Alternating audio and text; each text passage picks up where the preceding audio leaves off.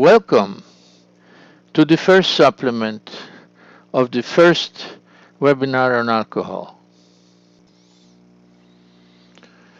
We show this image repeatedly, and the comments will be different. The point is to remember that alcohol is highly lethal to the embryo. Less so to the fetus, but nonetheless lethal.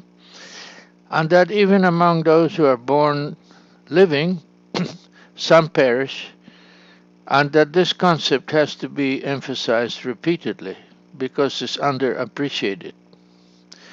The second point is that the diagnosis of is she or is she not an instance of fetal alcohol spectrum disorder raises an important question for her, for the family, and for the managers, but very often it is unresolvable. The signs are not typical, they are not pathognomonic. All the signs of fetal alcohol spectrum disorders can be seen in other disorders, so many of these patients are not only not recognized, but even worse, they are diagnosed by specialists who assert with conviction that this is a hyperactivity syndrome or this is a mild mental retardation syndrome due to X, Y, or Z. And this is aggravated in instances where the patient's mother may adamantly negate that she consumed alcohol while this little child was being conceived or being in the early embryonic development. So, in summary, this is a note of caution. Some clinicians may latch into, well, I see a flat upper lip and a thin vermilion. Yes, if those who agree with you, fine, but one sign diagnosis does not make.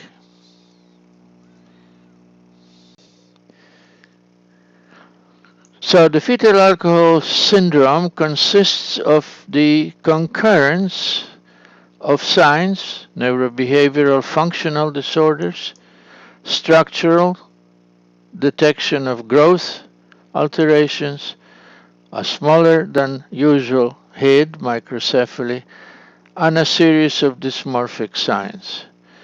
If they are all concurrent, and if they are typical, then we say this is an instance of fetal alcohol syndrome. However, they may be dissociated.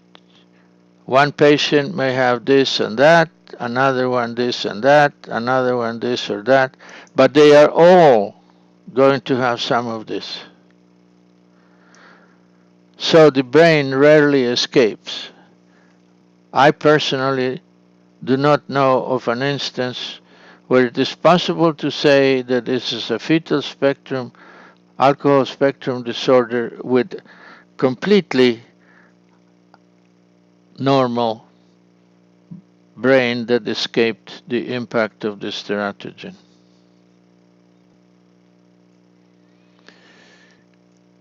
So now you should then learn about the neurobehavioral dimensions of alcohol impacts, a master class by Professor Claire Coles from the University of Emory.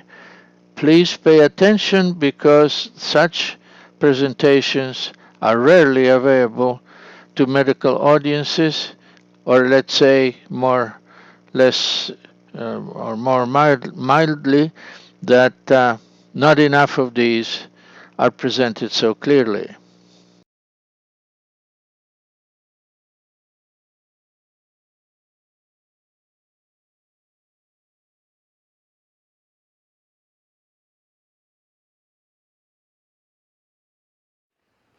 Good morning, and thank you for your attention. And I'm short, so you probably can't see me behind here. Доброго дня, дякую за те, що ви тут. Я досить низького зросту, тому ви, напевно, не будете мене за трубу не бачити, тому я трошки буду подалі. I'm going to talk today about fetal alcohol spectrum disorders and developmental outcomes. Я буду говорити сьогодні про фетально-алкогольний спектр порушень та результати, яким чином це впливає на розвиток дитини. I want to review what are fetal alcohol spectrum disorders. Хочу зробити огляд того, що ми вважаємо фетально-алкогольним спектром порушень. FASD is fetal alcohol spectrum disorder. It's an umbrella term. Фетально-алкогольний спектр порушень – це такий збірний термін. Which includes FAS, partial FAS, який включає ФАС, тобто фетально-алкогольний синдром, частковий фетально-алкогольний синдром, and what we call neurodevelopmental disorder, prenatal alcohol exposure, which represents a description of the behavioral issues that are associated with prenatal exposure. А також це включає неврологічне порушення з пренатальним впливом алкоголю, як ми його називаємо, тобто це включає поведінкові та емоційні порушення внаслідок вживання алкоголем пренатально. And I will not review again what Dr. Jones just said about how to make the diagnosis. Я не буду знову повторювати те, що нам вже розповідав доктор Джонс щодо дисморфологічних ознак. I do want to note that FAS, the full syndrome, is the least frequently seen problem, although it is commonly seen. That partial FAS is more common. Хочу підкреслити, що фетально-алкогольний синдром він зустрічається найменш частіше, тобто це верхівка айсберга. Далі йде частковий фетально-алкогольний синдром. And we believe that the behavioral effects associated with the disorder may be the most common of all. І ми вважаємо, що найчастішим буде неврологічне порушення внаслідок вживання алкоголю. Whoops. It didn't switch. Oh, there we are. Here are some examples of children. This child has the full syndrome. Тут у нас деякі приклади. Верхня дитина має повний фетально-алкогольний синдром. This child has the partial. Ця дитина має частковий фетально-алкогольний синдром. This child has no facial features and she has behavioral or cognitive effects. В цієї дитини ознак саме дисморфологічних на обличчі, тобто немає ознак, але є ознаки порушення неврологічні. And finally, we have a picture representing the neurodevelopmental disorder, which is a description of a constellation of problems associated with the disorder. І далі слідує неврологічне порушення внаслідок пренатального впливу алкоголю, тобто повний спектр, повний комплекс порушень, як на емоційному, так і на поведінковому рівні. As Dr. Jones pointed out, these outcomes result from damage to the brain. Як вже наголошував доктор Джонс, ці порушення відбуваються внаслідок пошкодження мозку. And we know that when we look at the brains of individuals who are alcohol exposed, we find a reduction in overall brain volume. Тобто, коли ми розглядаємо мозок людини, яка перебувала під дією алкоголю, ми бачимо загальне зменшення об'єму мозку. We find malformations and reductions in the volume of both gray and white matter in the brain. Ми бачимо зменшену кількість як білого, так і сірої речовини мозку. Frequently, the corpus callosum, which is the bundle of nerves that join the two halves of the brain, may be thin or missing in some children. Також це впливає на мозолисте тіло, тобто це скупчення нервів, які поєднують ліву і праву частину мозку. Воно може бути зменшене в розмірі або відсутнє. There are reductions in the volume of parts of various areas of the brain. А може бути спостерігати зменшення також інших частин мозку. We see also when we do fMRIs, alterations in brain activation. На МРТ також помітні ці зміни мозку. And we find when we do what's called DTI, or diffuse intention imaging, alterations in functional connectivity. І також ми бачимо зміни в функціональному з'єднанні, тобто в поєднаному функціонуванні мозку. So there's both structural and functional deficits are observed in this disorder. Тобто тут є як фізичні дефіцити, так і функціональні дефіцити. When we have these changes in the brain, this produces changes in behavior and learning. Тобто, коли є зміни в структурі мозку, також це відображається у змінах в поведінці та у навчанні. We see regularly impairments in intellectual ability, Ми постійно бачимо інтелектуальні порушення, delays in development and cognitive deficits are common. тобто дуже часто є затримка розвитку, когнітивні порушення. These, of course, are associated frequently with academic deficits, Ця частина пов'язана з проблемами навчання. and we find a number of behavioral deficits that are commonly seen in these disorders as well. Things that we particularly find of concern are problems with attention and problems with the control of impulsivity and aggression. І деякі специфічні поведінкові порушення, зокрема, ми виділяємо тут проблеми з здатністю контролювати саморегуляцію поведінки та агресією і імпульсивністю. In fact, when we look at children, and we see children clinically all the time with these disorders, we see a range of outcomes in almost all of the areas of development. Коли ми в своїй клініці оглядаємо цих дітей з фетальним алкогольним спектром порушень, ми бачимо цілий комплекс порушень. So we see problems not only in physical health and motor ability, but in development and cognition. Тобто це зачіпає як фізичний розвиток, так і розвиток і когнітивні навички. And of course, in terms of behavior and academic function. Ну, і так само це впливає і на поведінку, і навчання. One of the important factors to consider in understanding how children behave who are alcohol affected is that it is not only the effect of the alcohol in the brain, but the question also of the environment they grow up in. Тобто, коли ми говоримо про дітей з фетальним алкогольним спектром порушень, важливо розуміти, що мається на увазі не тільки якісь функціональні пошкодження, фізичні пошкодження, а також це є нездорове середовище, в якому перебуває ця дитина. Many of the children we see who are alcohol affected have a variety of problems associated with parenting. Тобто це ціла сукупність проблем, які пов'язані саме, які спричиняють батьки. And these problems in caregiving interact with the developmental problems caused by the damage to the brain. Тобто ці проблеми в зовнішньому середовищі поєднуються з проблемами, які має дитина на функціональному рівні, і маємо ситуацію. Here's the, did that happen or not? Here's an example of the interaction of the environment with the effects of the alcohol. Це графік показує взаємодію наслідків зовнішнього середовища та наслідків впливу алкоголю. It's a very straightforward example. It looks at the children's ability, or IQ. Тобто тут розглядаємо IQ або здатність дитини. And the blue line represents the average for the population. Синя пряма лінія – це середній показник.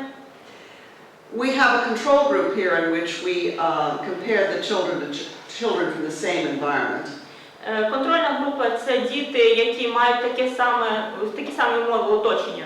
And that's this green line. Це зелена лінія.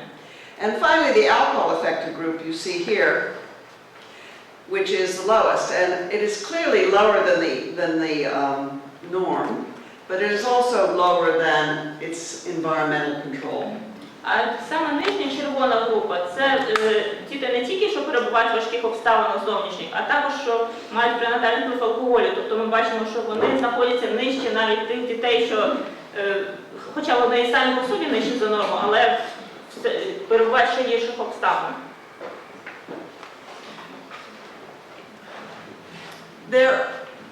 When we see all of these problems associated with the exposure to alcohol and the exposure to negative caregiving environments, І коли ми бачимо такі ознаки проблем або вживання алкоголю пренатального, або проблеми в зовнішньому середовищі,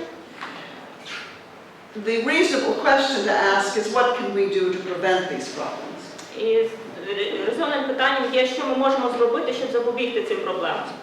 And of course the obvious answer is to not drink in pregnancy, but people continue to do so. Очевидно, відповіді є не пити під час вагітності, але це не відбувається. So then we turn our attention to what can we do for the affected child. Але тоді ми переходимо до питання, що ми тоді можемо зробити до дитини, яка все ж таки зазнала цього впливу. One of the early examinations of this was done by Dr. Streisfuss in Seattle. Огляд дітей в дуже ранньому віці було здійснено доктором Streisfuss. And what she observed was that a stable caregiving environment and interventions led to a better outcome.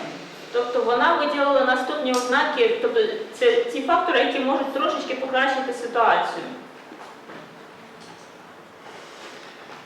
What kind of pattern do we see of learning and behavior problems in fetal alcohol spectrum disorders? Що ми можемо сказати про саме характерні особливості при фетальному алкогольному спектрі порушень? Because sometimes children do not have all the fatal features that Dr. Jones described, and we are trying to identify those children who are affected and need intervention. Тобто ми вже з вами говорили про ці ознаки на безпосередньо фізичні ознаки, про які говорив доктор Джонс, але більшість дітей, як ми вже знаємо, цих ознак очевидних немає. Тому мусимо зосередитись саме на визначенні цих дітей, які мають порушення без зовнішніх ознак. In addition to the cognitive effects, we are frequently concerned about the problems in behavior. And some of the most important are the effects on arousal, dysregulation, or self-control. Тобто найбільшою проблемою, яку ми все ж таки можемо виділити, це проблема порушення саморегуляції, проблема контролювання рівню стану збудження. The other important point that I want to raise is that fetal alcohol syndrome or fetal alcohol effects last for a lifetime. Хочу підкреслити, що фетальний алкогольний спектр порушень – це на все життя. This is a young man who probably not so young anymore, but this is a person that we have followed over time, first identifying when he was born. Це хлопець, якого ми спостерігали протягом тривалого періоду життя. Перше ми його побачили незадовго після того, як він народився. And we noticed when he was young all of those things which Dr. Jones described and which I described. Тобто в дуже ранньому віці ми помітили всі ці ознаки, про які говорив доктор Джонс, які описав нам детально. When he was older, we found failure in school, mental health problems, and we often see psychiatric and legal problems. І в старшому віці додаються також проблеми у навчанні, проблеми у поведінці, проблеми із законом. The clinical presentation of the behavior in young children Деякі характерні клінічні прояви вживання алкоголю. Tends to be fairly consistent. Вони майже завжди одні ті самі. In newborns, we see a lot of disturbed patterns of arousal. У новонароджених ми бачимо порушення сну. In infants, we see delays in development. Далі в старшому дитячому віці бачимо затримку розвитку. In children in the preschool period, we see behavioral disturbances. У дошкільному віці бачимо проблеми з поведінкою. Arousal dysregulation and sleep problems. Залишаються проблеми зі сном і є проблеми з саморегуляцією і контролем.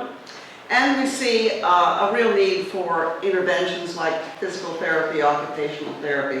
І тоді вже вимагається проблема фізіотерапії, заняттєвої терапії. Speech therapy, yeah. In childhood, we find the intellectual deficits becoming important, as well as the problems with impulsivity. У старшому дошкільному віці ми вже бачимо інтелектуальні порушення. At school age, we begin to get a very significant problem with learning and math problems. У шкільному віці дуже характерними є проблеми з навчанням, зокрема з математикою.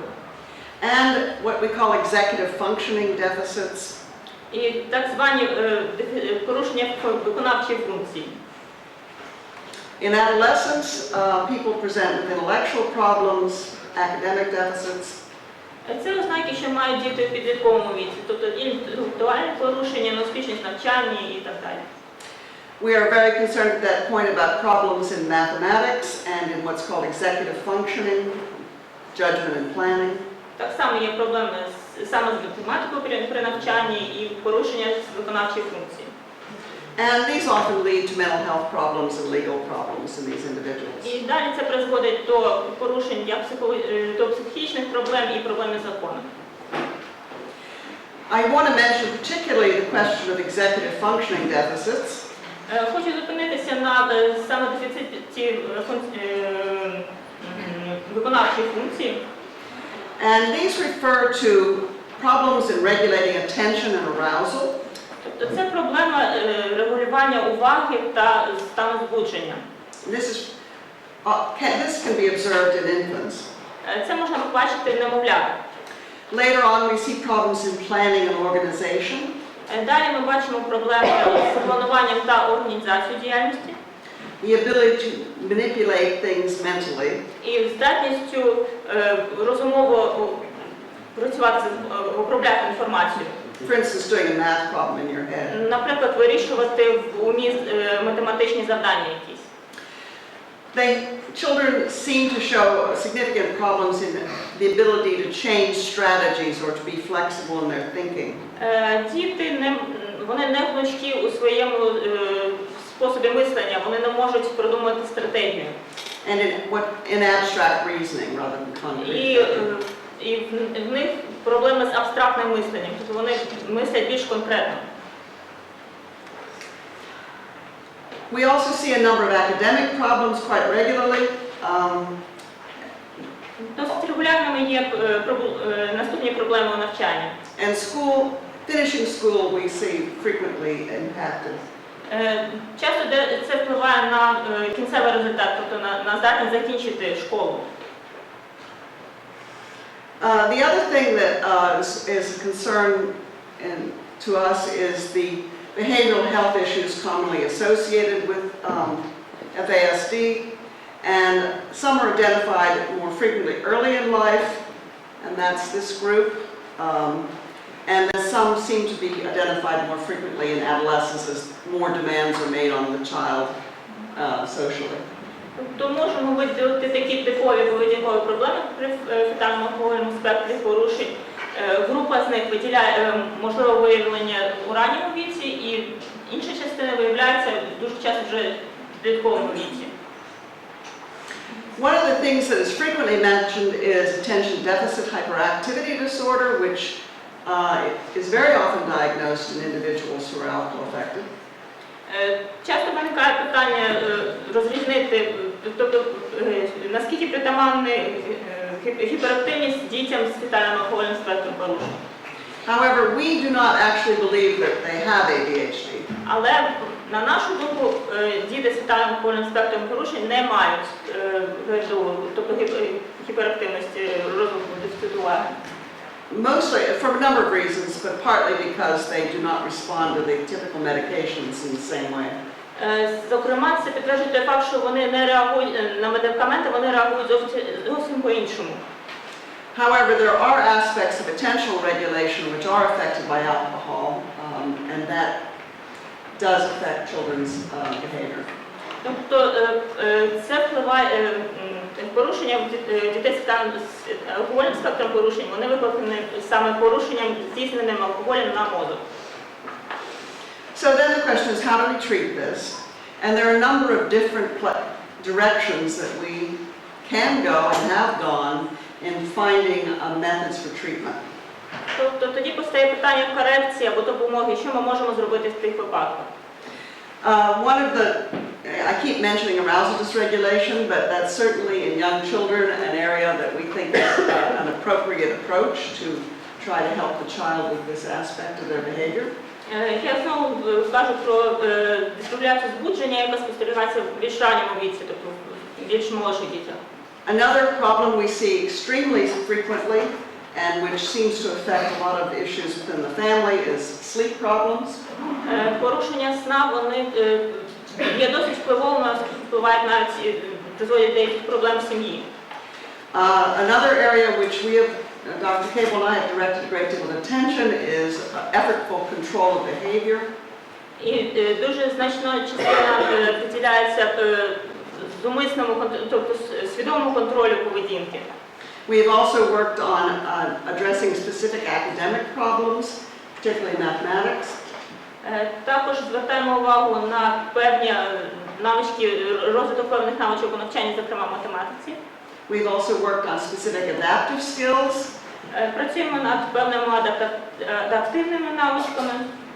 And finally, there have been a number of efforts in looking at social skill development in children who are alcohol І affected. були спроби розробити деяку допомогу з соціальними навичками цим дітям. The kinds of things which have been found to be successful include early diagnosis and treatment, Ключем до успішної допомоги це може бути якомога раніше діагностика. treating the child as an individual, which is to say not all children who are alcohol affected are the same. І треба завжди пам'ятати, що кожна людина є унікальною, тобто не всі діти з фетальним алкогольним спектром порушень будуть однаковими, всі є окремими особами. It's important to educate both the caregivers and the people who are doing the intervention, the teachers, about the disorder and about the basis for the disorder.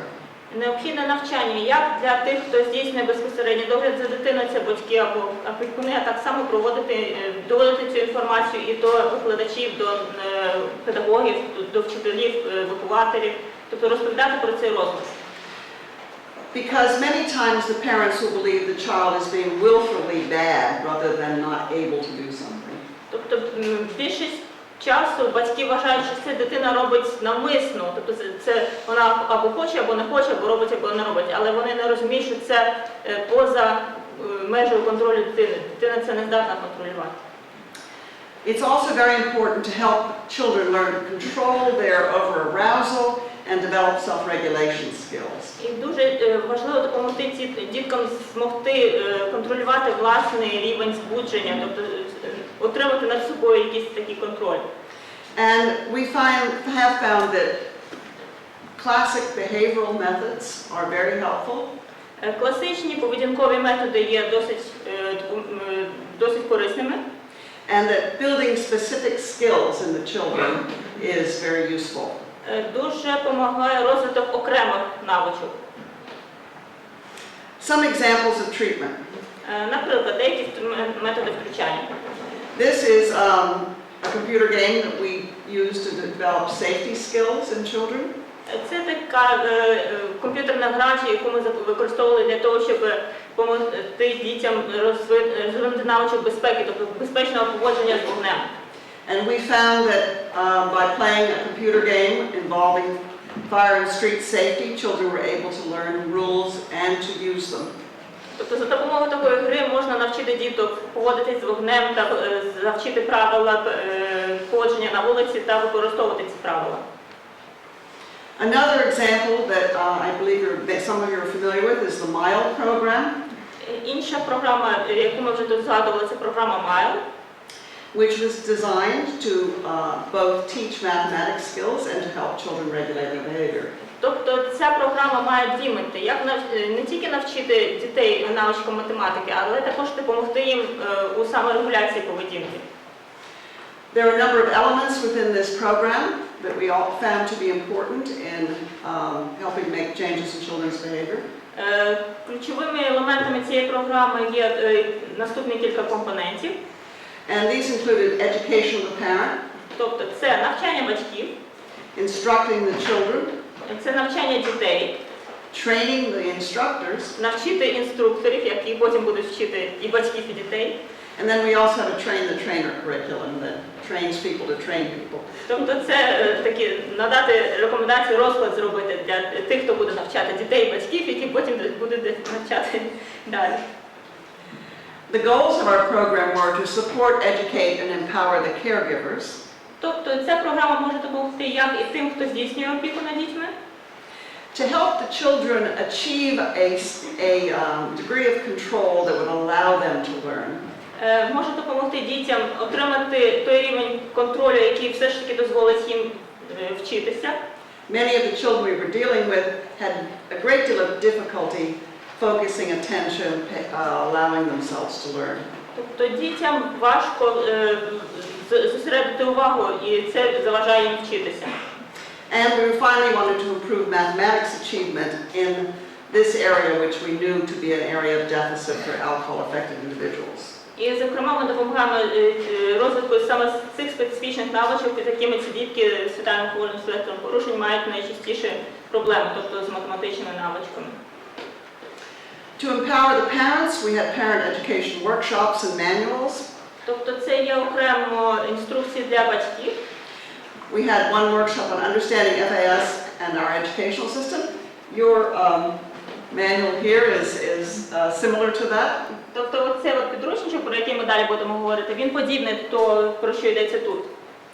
We had another workshop on behavior management that the parent was able to attend and learn how to manage the behavior of the affected child. Інша секція – це інструкції для батьків, яким пояснюється, яким чином можна допомогти дитині контролювати поведінку. And then we had the math intervention itself. А потім іде вже безпосередньо навчання математики. There was more intervention for the parents in which they learned about mathematics and FASD. Тобто було проведено навчання батьків і опікунів, де вони дізналися, що таке фетально-алкогольний спектр порушень, які характерні ознаки. There was a child tutoring component. Є компонент, вже коли переходимо до заняття з дитиною, навчання.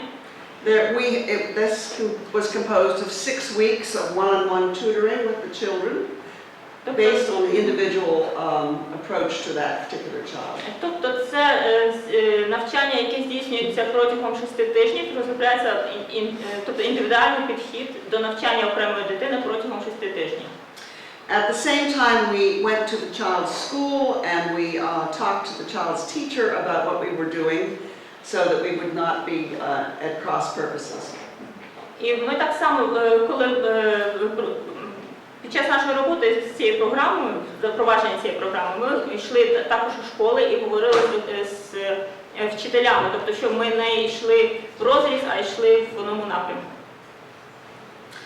One of the very important components of this intervention was what we call a metacognitive strategy.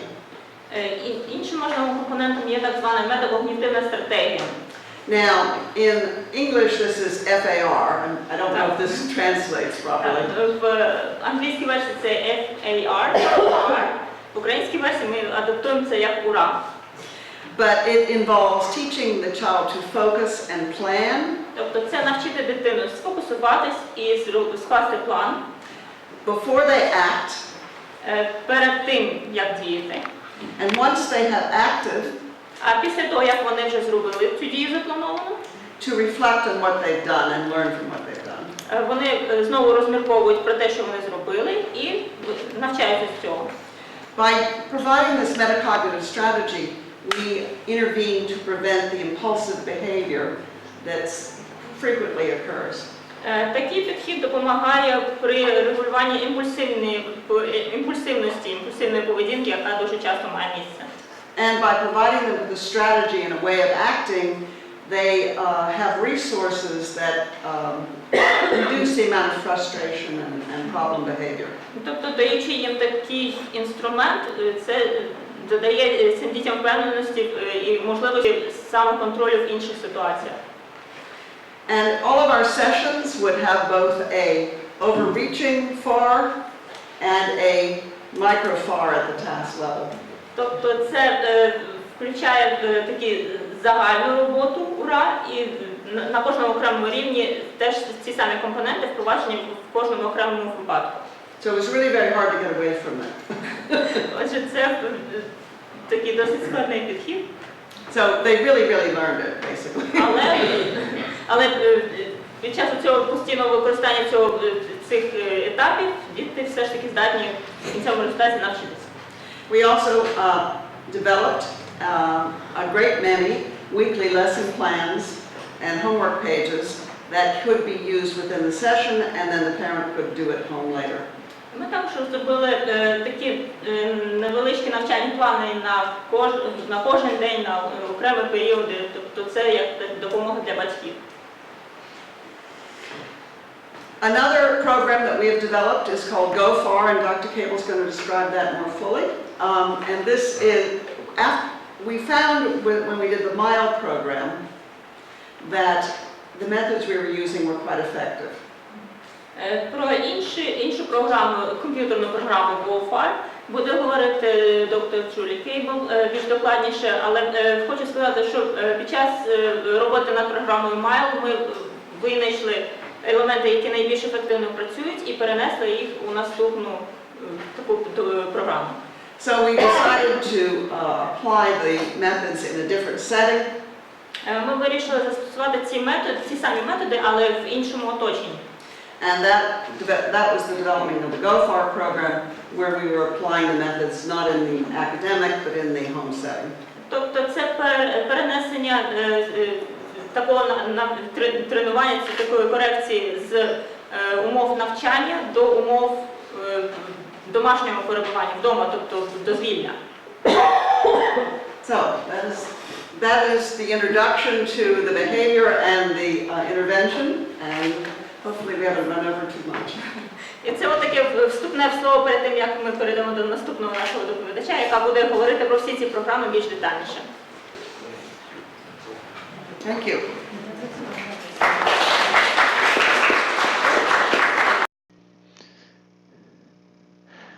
I hope you enjoyed the video by Dr. Coles.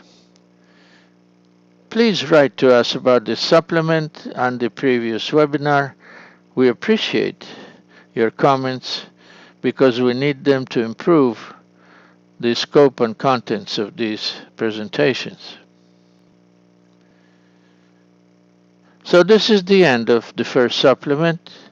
Next is another one, Supplement 1B.